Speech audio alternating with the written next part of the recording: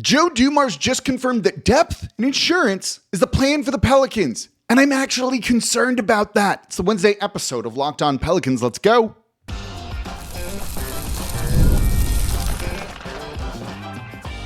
You are Locked On Pelicans, your daily New Orleans Pelicans podcast, part of the Locked On Podcast Network, your team every day.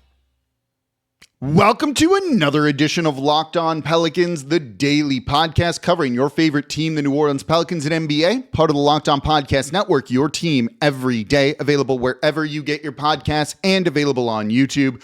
I'm your host, Pelicans Insider Credential member of the media, Jake Madison, at NOLA Jake on Twitter, here with y'all on this Wednesday. And we are going to talk about what Joe Dumars just said at a media appearance the other day that makes me actually concerned. He just talked about how depth is really important for this team. That sounds good, right?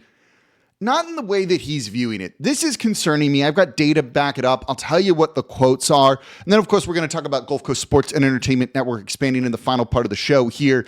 But this makes me concerned that Joe Dumars is missing the forest for the trees here. And I'll explain in today's episode of Locked On Pelicans.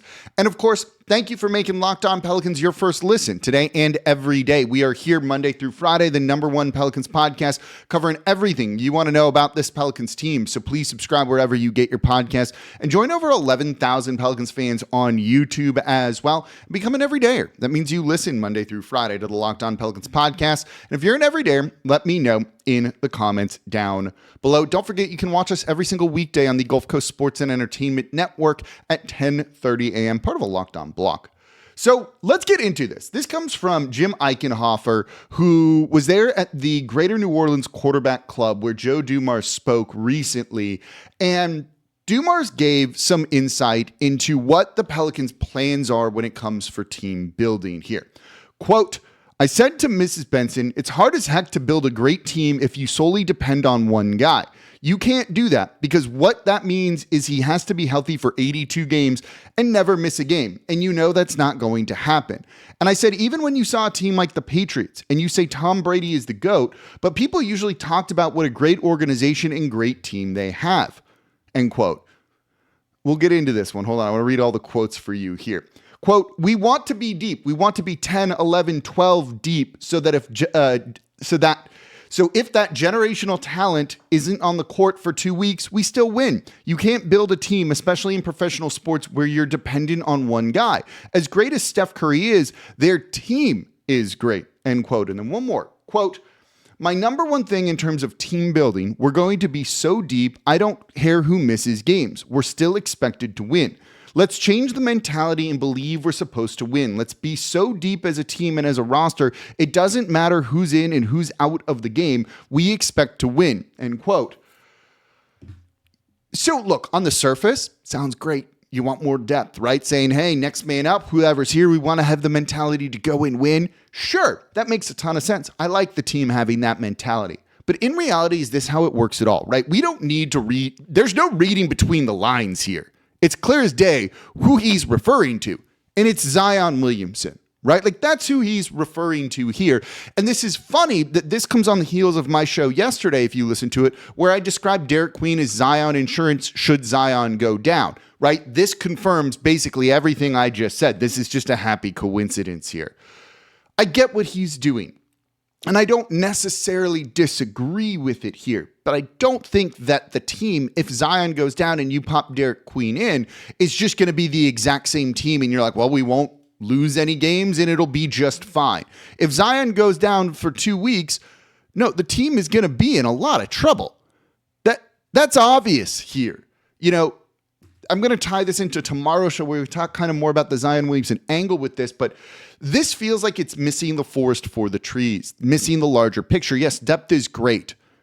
Don't get me wrong. But if your generational talent goes down, you're not going to win games. It's really as simple as that. You know, he mentioned Steph Curry and the Golden State Warriors. You know, Steph Curry had a year where he played just 5 games due to injury. That team, the Golden State Warriors that year, were atrocious. That team won just 15 games. I think that was the COVID-shortened season where they only played 65 games, and the team went 15 and 50. 15 and 50. with Steph Curry just playing 5 games. The rest of their team being great didn't elevate you there. Now, admittedly, I'm cherry picking this example, but bear with me. Klay Thompson missed that whole season. So they missed Klay Thompson and got 5 games of Steph Curry. Let's call him out for the whole season. They went 15-50.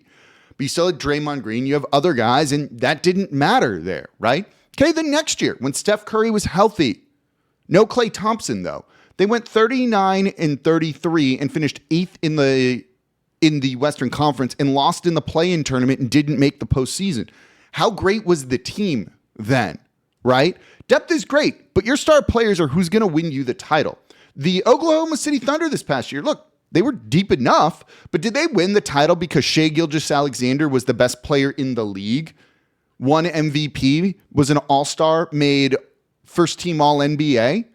Were they a title contending team because Jalen Williams was an all-star, made third-team All-NBA and second-team All-Defense, while also having Lou Dort, who finished 4th in Defensive Player of the Year voting and made first-team All-Defense?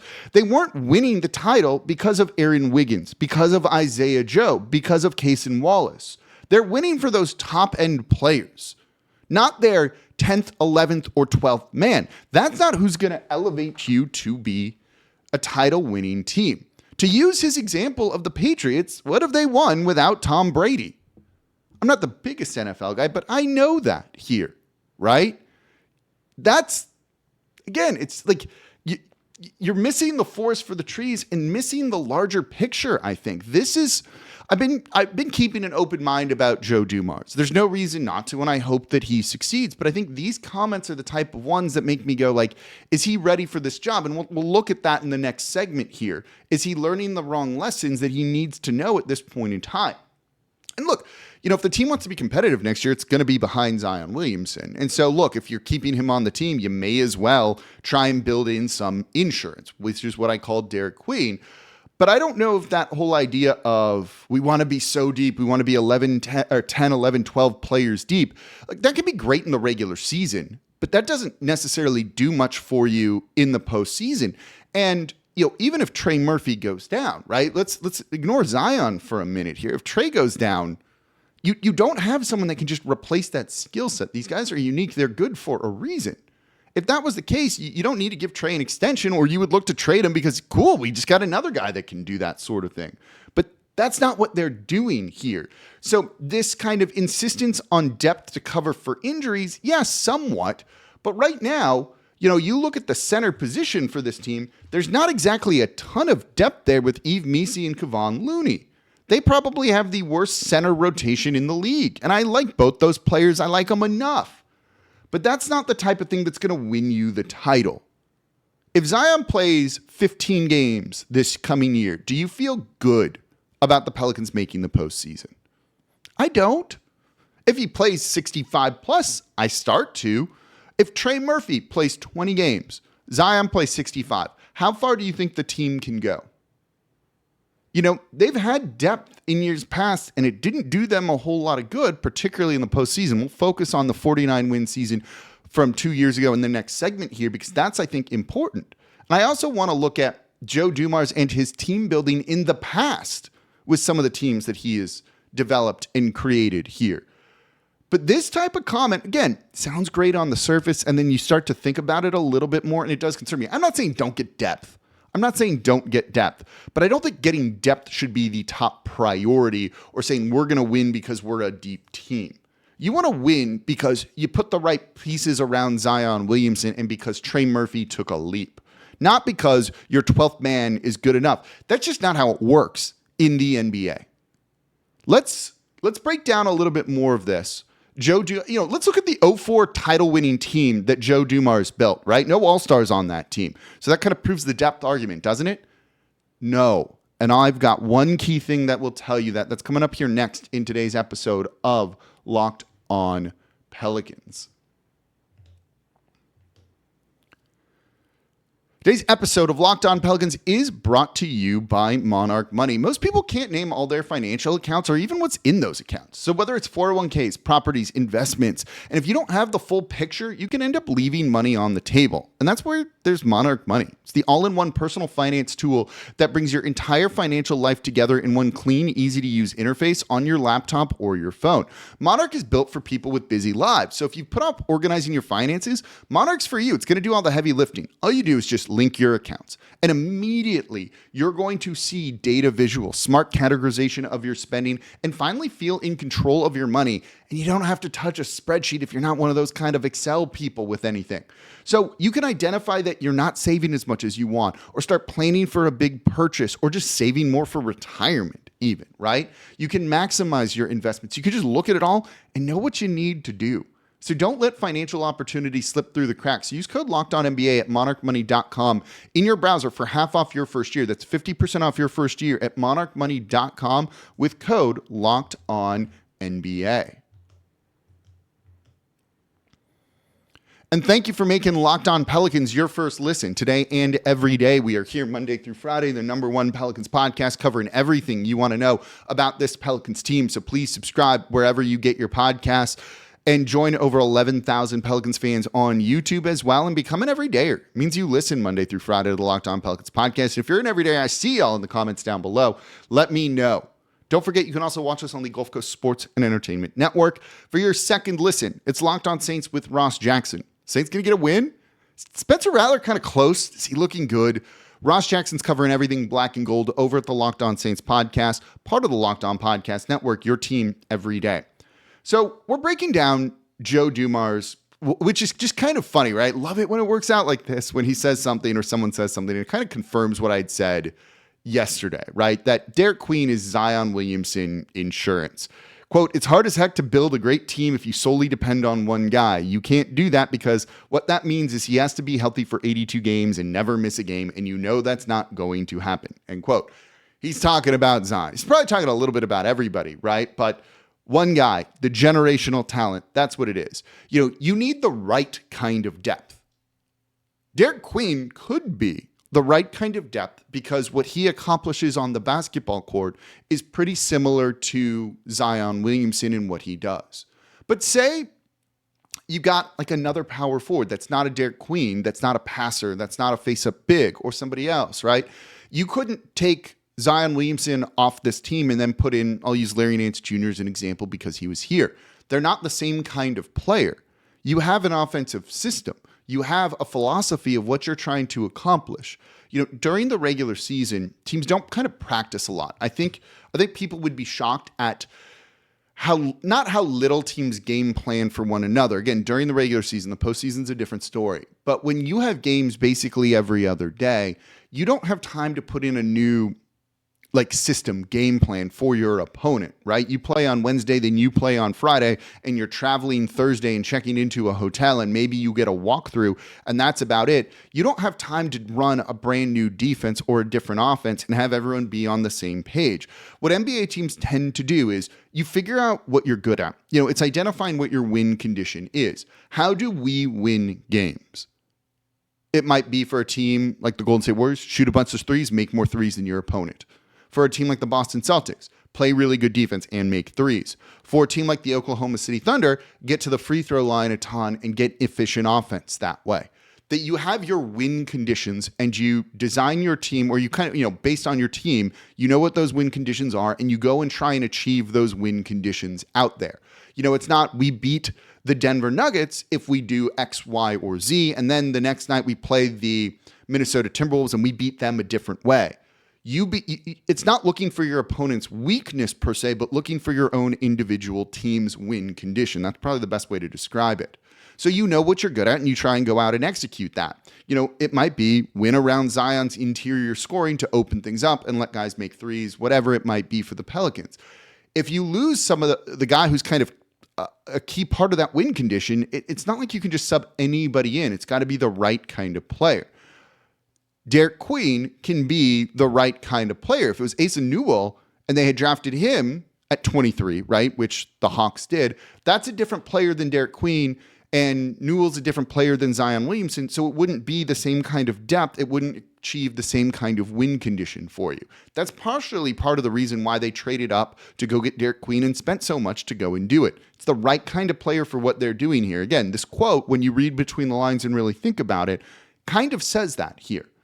So sure, I get some of it. But at the same point, his comment of 10, 11, 12 players deep, look, that ain't it. Let's look at the team that won the NBA Finals in 2004, upset the Lakers, the Detroit Pistons, that Joe Dumars built.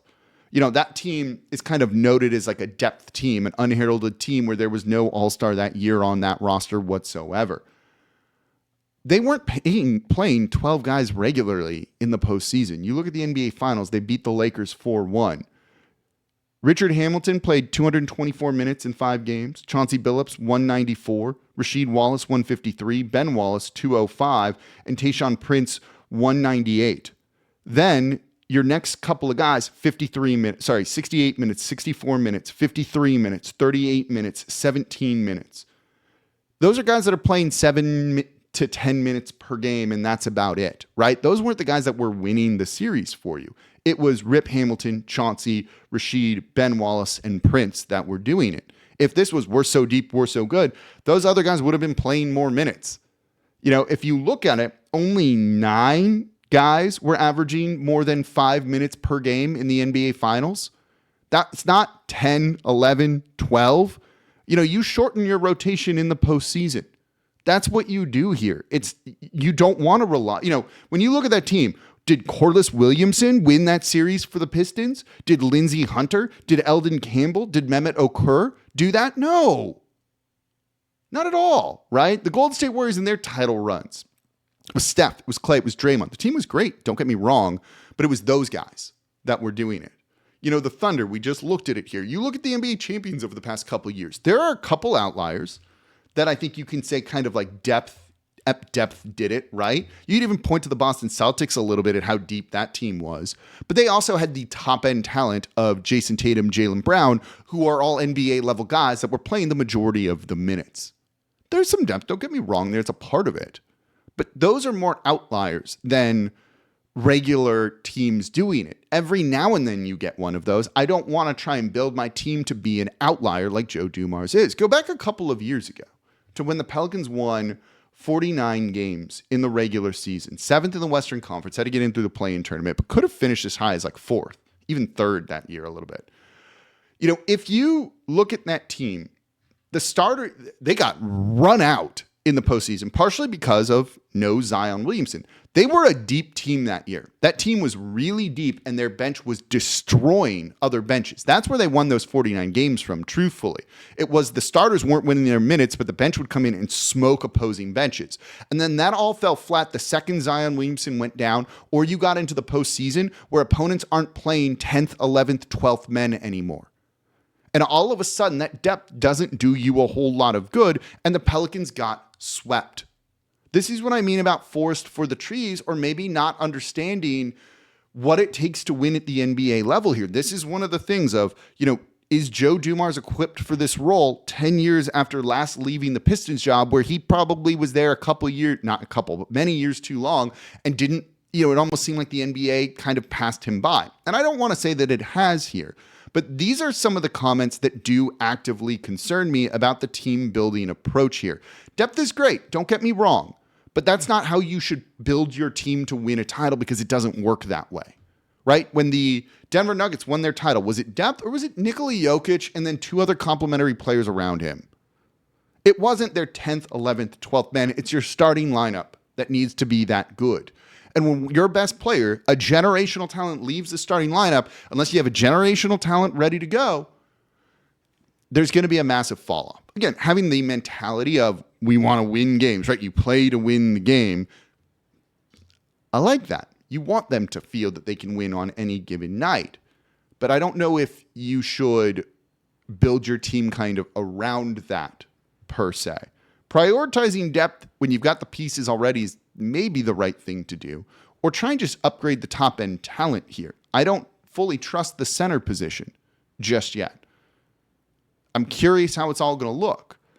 Maybe they need more time to figure this out, but if depth is the priority, yeah, because what else can you do right now? But that does make me nervous of how they're building the team and what they think it takes to win an NBA title when Joe Dumars has not proven that in a long time.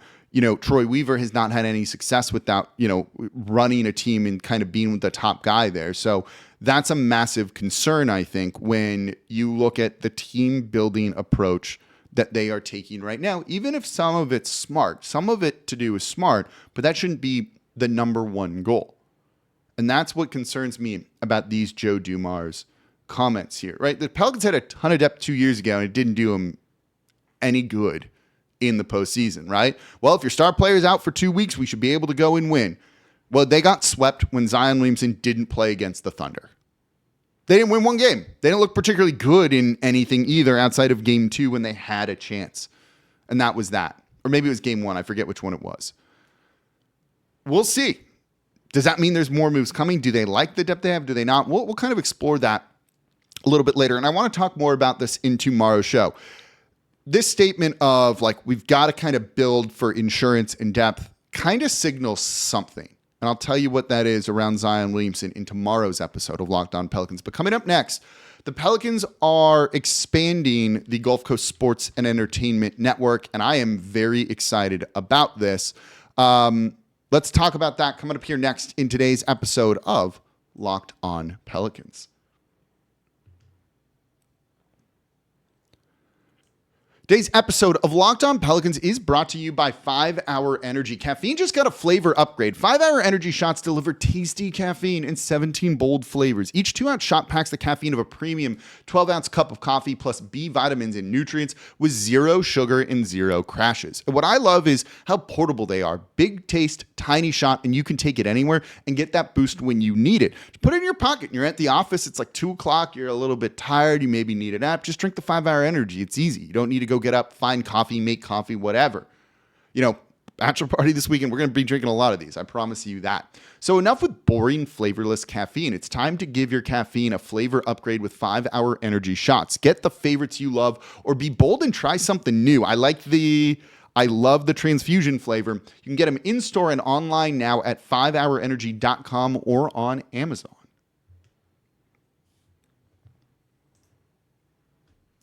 And thank you for making Locked On Pelicans your first listen today and every day. We are here Monday through Friday, the #1 Pelicans podcast, covering everything you want to know about this Pelicans team. So please subscribe wherever you get your podcasts and join over 11,000 Pelicans fans on YouTube as well. And become an everydayer. That means you listen Monday through Friday to the Locked On Pelicans podcast. And if you're an everydayer, let me know in the comments down below. For your second listen, don't forget about the Locked On Top 100 NBA players. It's available on Locked On Sports Today on YouTube, wherever you get your podcasts. Our local experts voting on all of this. We've got our top 100 players. See where the Pelicans landed in there. We've kind of done a bunch of reactions to it as well. Make that your second listen today.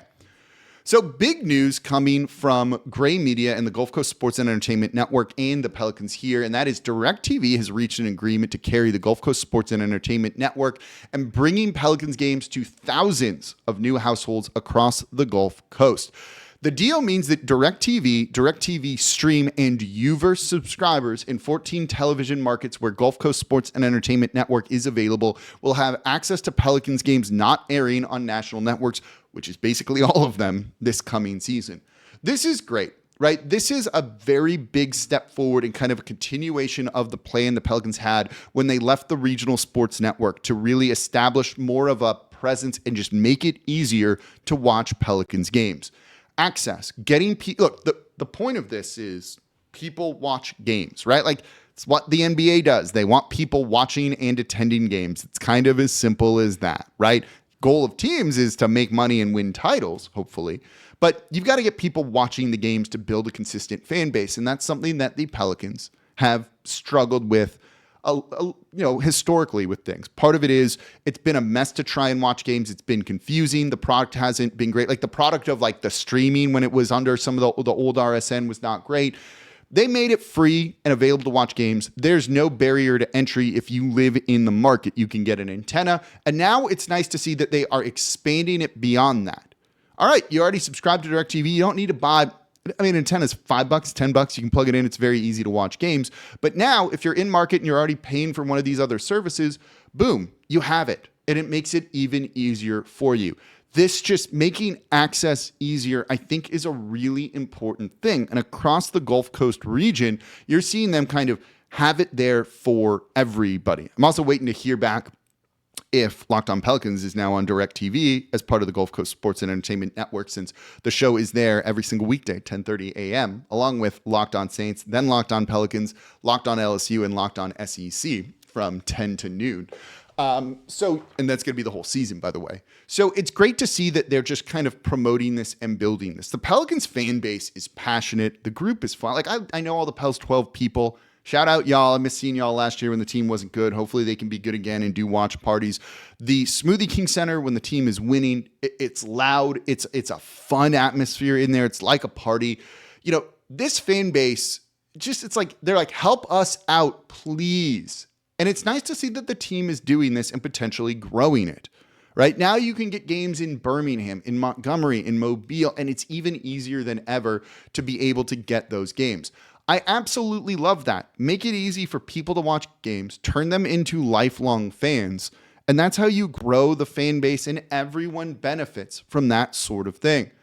And so the Pelicans working hard to do this. It was going to take some time to be able to kind of get this elsewhere. You know, you would hope, I don't have any info on this, by the way. You would hope that like YouTube TV, you know, Hulu would be in this mix. It's already on Fubo TV, you know, expanding it to all of those type of platforms to make the games as accessible as possible is definitely going to be their goal. Again, I'm speaking just on my own sense of what they're trying to do here. I think that's great. Make it easy to watch games. Make it easy to watch games. And even in bad seasons, people will tune in, I think. And so this is only going to help grow the fan base, which just means more friends for all of us here. So that's going to do it for this episode of Locked On Pelicans. As always, I'm your host, Jake Madison, at NOLA Jake on Twitter. This is the Locked On Pelicans podcast, part of the Locked On Podcast Network, your team every day. We're going to talk a little bit about Zion in the context of Joe Dumars' comments tomorrow. You're not going to miss that one. He kind of said the quiet part out loud. I'll explain. See y'all next time.